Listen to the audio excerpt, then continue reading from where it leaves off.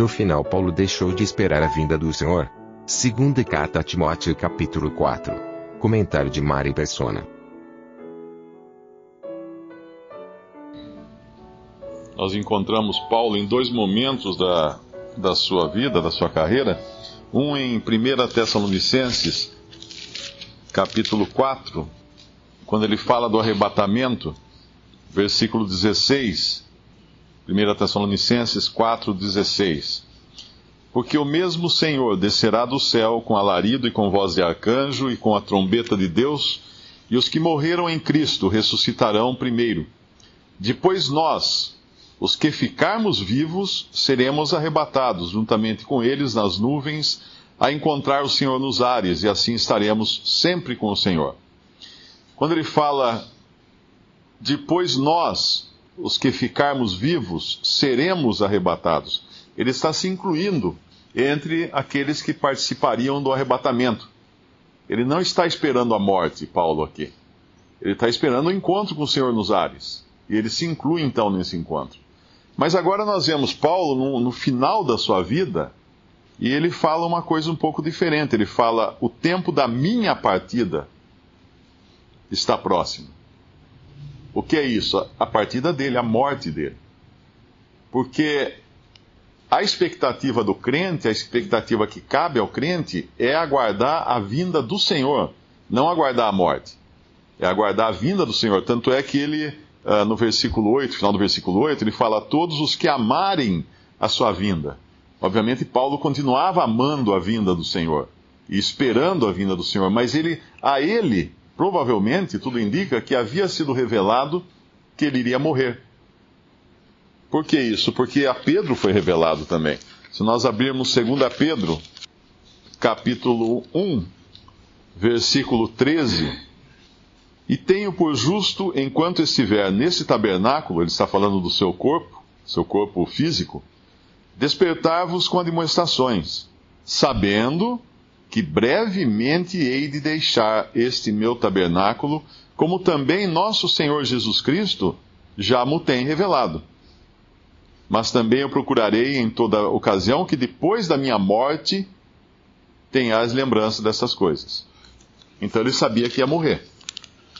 E Deus mostra aqui, o Espírito Santo mostra aqui que ele também revela aos seus o momento da morte. Ele pode revelar, não que ele vai revelar a todos, mas ele pode revelar também o momento da morte. Mas isso não tira a expectativa do encontro com o Senhor. Embora alguns vão se encontrar com o Senhor, como muitos que estavam aqui nesse salão mesmo, há algum tempo, já estão com o Senhor, já se encontraram com o Senhor. A morte foi para esses uma serva que os levou ao Senhor, e não foi um problema, mas foi uma serva que os levou ao encontro do Senhor. Nós continuamos aguardando o quê? A morte? Não. A menos que o Senhor mostre do nosso coração que vai ser assim, mas isso no caso individual, como de Pedro ou de Paulo, mas nós aguardamos, a expectativa que cabe ao cristão é aguardar o encontro do Senhor nos ares. Embora a maior parte da cristandade aguarda a grande tribulação, aguarda o anticristo, e aguarda por guerras, por terremotos, por vulcões, por tsunami, por tantas catástrofes. Por quê? Porque não entendem que quando o Senhor Jesus vier à terra e colocar os seus pés sobre o Monte das Oliveiras, como fala na profecia no Antigo Testamento, e como os anjos falaram para os discípulos ainda na condição de judeus, antes da criação da igreja, que do mesmo modo como eles viram o Senhor subir, eles veriam o Senhor descer como? Descer e colocar seus pés no Monte das Oliveiras.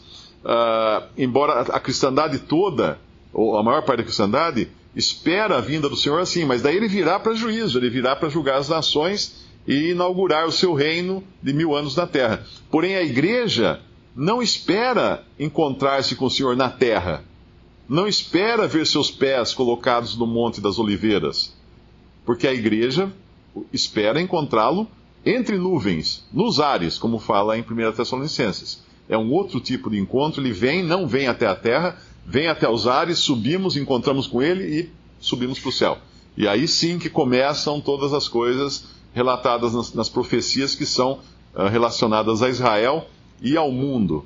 E aí inclui-se a revelação do anticristo, a manifestação do anticristo, inclui-se a queda dos anjos para a terra, que serão expulsos do céu, de Satanás e seus anjos, lançados na terra, inclui o pacto que o anticristo fará com os judeus, inclui a profanação do templo na metade dos 7 anos profetizados por Daniel, inclui a grande tribulação e todas as coisas, por exemplo, de Mateus 24, que é um capítulo que fala desse tempo. Mas nós não vamos passar por isso. O cristão não vai. A expectativa do cristão é: o Senhor vai voltar agora. Entre esse momento atual e o nosso encontro com o Senhor nos ares, só existe uma coisa que falta acontecer. Um piscar de olhos, né? Como fala lá, um abrir e fechar de olhos, que no original está um fechar e abrir de olhos. Porque nós fecharemos os olhos, abriremos os olhos, e quem está na nossa frente? O Senhor. Então essa é a expectativa, essa é a esperança do cristão. Mas aqui, quando nós vemos Paulo, já sabendo da sua morte, nós vemos uma outra coisa maravilhosa também. Ele fala: combati o bom combate, acabei a carreira, guardei a fé. E como foi essa carreira de Paulo? Ela foi cheia de altos e baixos, como a nossa carreira, como a carreira de qualquer cristão. Se nós pegamos Paulo em Atos, nós vemos Paulo fazendo coisa errada, Paulo desobedecendo claramente a ordem do Espírito Santo para que não subisse a Jerusalém, Paulo oferecendo sacrifícios, fazendo votos lá em Atos, em Jerusalém, quando ele mesmo repreendeu Pedro por querer parecer que seguia a lei quando estava junto com os judeus e quando estava com os gentios não. Então Paulo fez coisas erradas também, porque ele confiava, como nós, em alguns momentos da sua vida, na sua própria carne. Ele fazia a sua própria vontade, como é a história de cada um de nós aqui. Mas o maravilhoso é que no final da história de cada cristão, ainda que ele vá partir para o Senhor através da morte, uma coisa que pode ser vista na vida de cada cristão é que ele vai cada vez mais depender do Senhor e cada vez mais deixar de confiar em si próprio. E até o momento em que ele vai realmente poder falar: combati o bom combate, acabei a carreira, guardei a fé. Isso nós temos em figura também na própria história de Israel, na palavra de Deus. Israel é um povo tremendamente desobediente, cabeça dura. Jacó, né? Israel vem de Jacó. Jacó que começa todas as tribos de Israel. As tribos de Israel começam em Jacó, seus filhos. E Jacó era aquele homem teimoso, é aquele homem que Deus precisou tocar a coxa dele para ele mancar, para reduzir a velocidade dele, por assim dizer, e ele precisar se apoiar em alguém para parar de se apoiar na sua própria força. E quando nós vamos lá em Cantares, por exemplo, que é um livro que é uma ode de amor, é um cântico romântico, usando as figuras do amado, que é Deus, que é Jeová, e da mulher, da mulher bronzeada ali que ela aparece, né? Que é Israel. E quando nós vemos esse cântico, nós vemos que maravilhoso é que existem altos e baixos ao longo de todo o livro de Cantares, encontros e desencontros, e essa mulher, ela é perseguida, ela apanha, ela tem tantas coisas que acontecem com ela, mas no final tem uma passagem tão linda, a gente pode abrir lá, no último capítulo de Cantares, que ela demonstra exatamente o estado de espírito que terá o remanescente judeu quando, depois de passar por todos os percalços da grande tribulação, ele finalmente descansará no Senhor. Ele finalmente encontrará no Senhor o seu apoio, o seu amparo. E assim é também com a vida de cada cristão. Por mais cabeça dura que nós sejamos, que maravilhoso é se o Senhor puder nos tocar para descansarmos nele, para nos apoiarmos nele, deixarmos de nos apoiar na nossa própria vontade, nas nossas próprias capacidades. Esse versículo está em Cantares, capítulo 8, versículo 5. Nós vemos a mulher agora subindo do deserto. E realmente os judeus, Israel, que é o Israel realmente que vai ser reconhecido por Deus, que é um remanescente judeu que irá se converter depois do arrebatamento da igreja, esse Israel estará num deserto, num lugar de perseguição, de fome, de sede, e nada agradável. Mas agora nós vemos, quem é esta, versículo 5, Cantares 8:5, quem é esta que sobe do deserto e vem encostada tão aprazivelmente no seu amado? Olha que figura linda que é o remanescente judeu subindo do deserto, como? Na sua própria força, correndo, pulando? Não. Encostada aprazivelmente no amado. E eu acredito que não há melhor fim de carreira para qualquer cristão do que encostado aprazivelmente no amado. Ou seja, apoiado completamente em Cristo. Não mais na sua própria força, não mais no seu próprio vigor, não mais na sua própria inteligência, mas tendo o seu suporte todo, encontrando o seu suporte todo em Cristo Jesus. Não é aí uma questão de o que fazer, o que não fazer, mas simplesmente de descansar, né?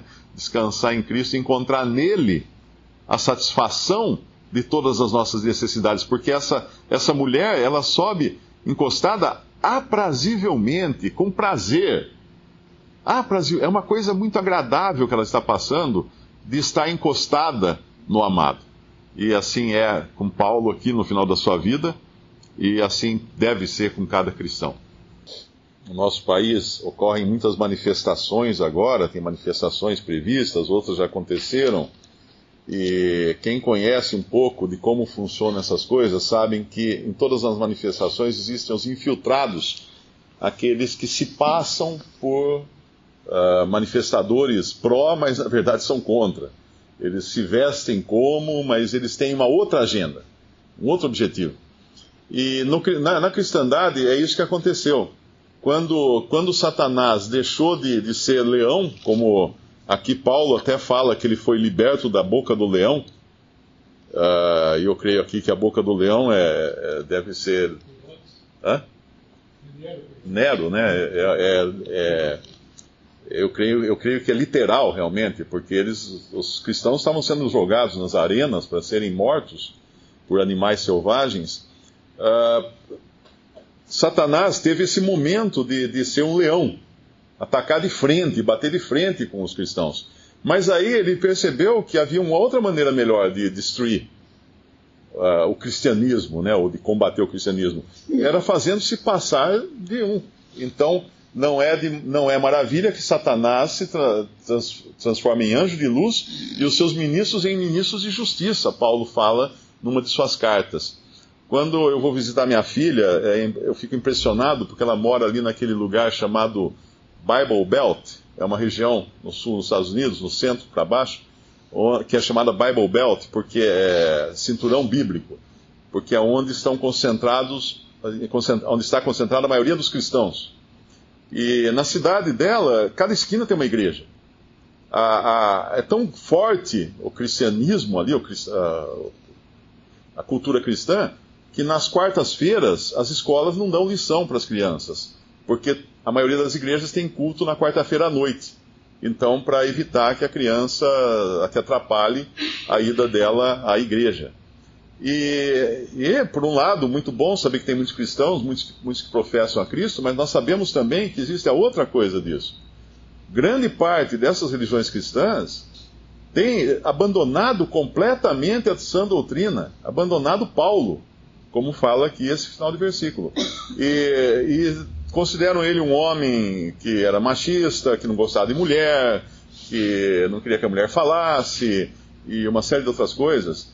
E isso nós já vemos hoje dentro das religiões fundamentalistas. Eu tenho por mim que o maior dano que hoje existe, o mais perigoso realmente, não sejam essas religiões da TV, dos que pedem dinheiro, desses que ficam vendendo, né, santinho, vendendo milagre e essas coisas, mas sejam justamente aqueles que têm 200 títulos de teologia e tentam então, com isso, dar respaldo às suas más doutrinas, e ensinam más doutrinas. Ensinam hoje já que a Bíblia não é a palavra de Deus. Você vai encontrar isso em muitas religiões fundamentalistas cristãs. Ensinam que a salvação será para todo mundo, que Deus não vai ficar tão mal assim que vai condenar alguém ao inferno. Ensinam coisas que são totalmente contrárias à sã doutrina. E existe aí o perigo de nós acabarmos, como o irmão falou, né? Não é tanto ir para o mundão, né? Para as coisas perniciosas ou imorais do mundo, mas até para a religião. Hoje até a religião tá cheia de infiltrados, vamos chamar assim.